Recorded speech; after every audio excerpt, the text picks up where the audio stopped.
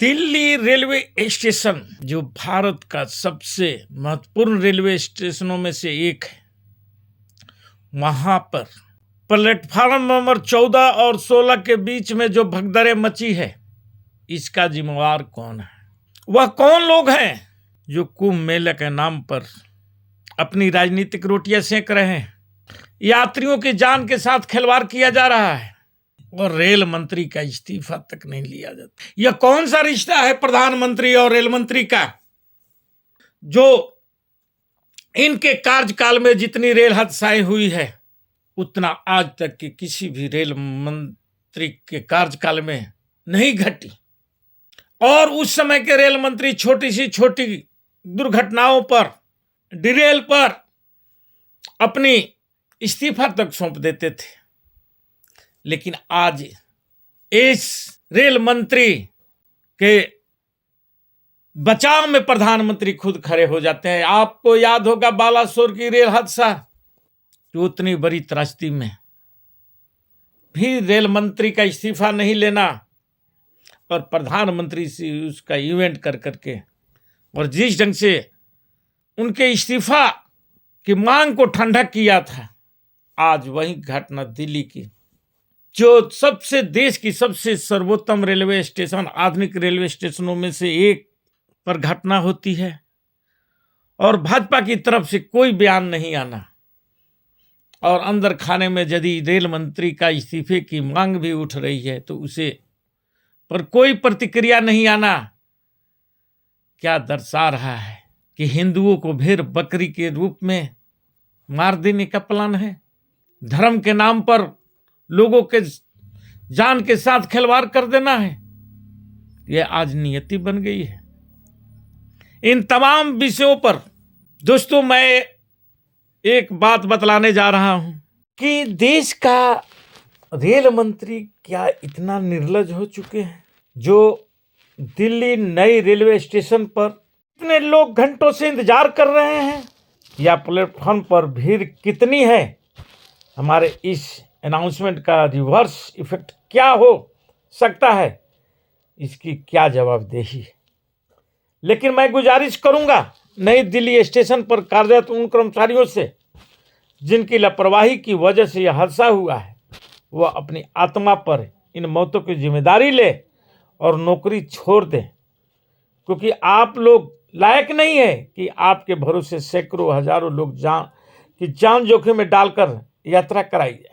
भीड़ भगदड़ न मचे, भगदड़ की स्थिति में कैसे बचे जाए, यह स्थिति काबू कैसे की जाए, और इस तरह के हादसे के बाद रिलीफ प्रबंध का कोई इंतजाम इस देश में है या नहीं, यह सबसे दुर्भाग्यपूर्ण। सभी मृतक परिवारों के साथ हमारी सहानुभूति और संवेदनाएं। सिर्फ सरकार द्वारा जारी मुआवजा लेकर घर नहीं बैठना। यदि कोई पीड़ित परिवार सामने आता है तो उनकी तरफ से रेल कर्मचारियों समेत रेल मंत्री पर हत्या का मुकदमा दर्ज करवाने की मांग मैं करता हूं। लंबी से लंबी कानूनी लड़ाई लड़ने के भी तैयार। यह एक नवनीत चतुर्वेदी जी हैं, वह कह रहे हैं। लेकिन बेशर्मी की सारी हदें पार कर चुके आज की मौजूदा सरकार, जो काजर मूली की तरह हिंदुओं को समझ रही है, वही हिंदू जी इन्हें झोली भर भर करके वोट दे रहे हैं। लेकिन यह उनके लिए वही दिल्ली जहां अभी चुनाव जीते हैं और वहां की जनता इन्हें जीत कर लाई है, वहीं पर भगदड़ होती है और भगदड़ में अनेकों की जान चली जाती है। लेकिन इनके मुंह से एक शब्द भी नहीं निकल रहा है कि मरने वाले वह भाई बंधु हमारे ही हिंदू समाज के। ये सिर्फ राजनीतिक रोटियां सेकते हैं, इस्तीफा तक नहीं ले रहे हैं। इस धूर्त रेल मंत्री का अश्वनी वैष्णव जैसा धूर्त और बेशर्म रेल मंत्री भारत के इतिहास में कभी नहीं हुआ। अगर इसकी जगह कोई और होता तो अब तक इस्तीफा दे चुका होता। मगर इस देश की जनता का कि जीने मरने से कोई फर्क नहीं पड़ता है। इसका सिर्फ एक ही काम है, लाशों के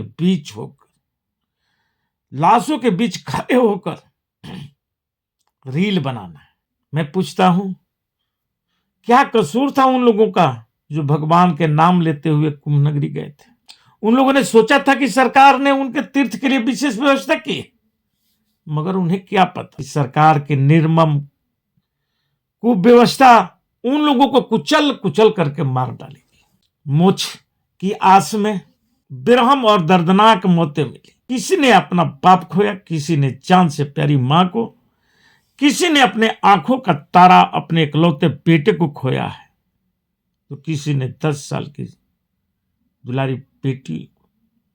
पूरा देश रो पड़ा है, बस पत्थर दिल देश का रेल मंत्री और प्रधानमंत्री और राज्य का मुख्यमंत्री हिंदू हृदय सम्राट कहलाता है को छोड़कर। इतनी दुखद घटना के बाद सरकार को चाहिए था कि जनता का दुख दर्द समझे, रेल मंत्री संवेदनाएं दिखाते हुए इस्तीफा दे, मगर यह रेल मंत्री बेशर्मी में प्रधानमंत्री को टक्कर दे रहा है।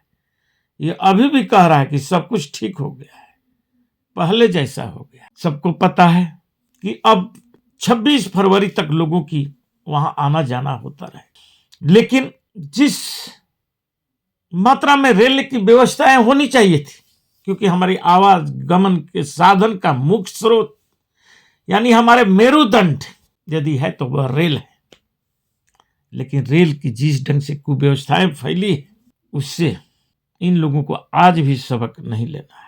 यह जब दिल्ली की रेलवे स्टेशन पर घटना घटी तो सारे लाज शर्म को घोटकर देश को मूर्ख बनाता रहा। यह वही आदमी है जो बालासोर में रेल दुर्घटना के बाद सैकड़ों लाशों को जानवरों की तरह फेंकवा कर रहा था, लाशों के पास घूम घूम कर रील बना रहा था और लाशों के बीच खड़े होकर मोदी मोदी का नारा लगवा रहा था, फिर भी इस्तीफा नहीं दिया। पहले कहता था कि हमारे रेल में कवच सिस्टम लगाया गया है, इसके नाम पर अरबों रुपया जो हमारे खून पसीने की कमाई जो टैक्स के रूप में हम देते हैं वो लगाया गया था। लगा था या नहीं लगा था यह भी अब जांच के विषय होने चाहिए। और रेल 3 रेल आपस में टकरा जाता है, ये भारतीय इतिहास में पहला ऐसा हुआ है।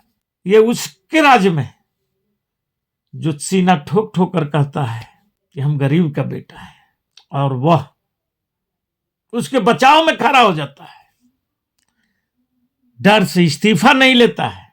ये कौन सी बात है जिसे वह डरा और सहमा हुआ है? इसकी इतिहास भी बहुत लंबी है। यही अश्वनी वैष्णव की, ये अटल जी की सरकार से लोग इनको जानने लगे थे और उसके बाद में ये मोदी जी के राज गुजरात में जाकर के 2 फैक्ट्रियां लगा लिए। उसके बाद 19 में मोदी जी उसी दूसरी धर्म को निभाते हुए इन्हें रेल मंत्री बना दिए और अब की तीसरी बार में उन्हें और भी 2-3 अहम मंत्रालय दे दी गई है, जिसमें ये हमें जो सोशल मीडिया है ये सब भी यही देख रहे हैं महानुभाव। यानी इनकी तरक्की पर तरक्की मिल रही है और उतना ही तरक्की पर तरक्की ये रेल हादसाएं भी करा रहे हैं, लेकिन कोई इस्तीफा नहीं मांग सकता, नहीं तो वह देशद्रोही कहलाने लगेगा।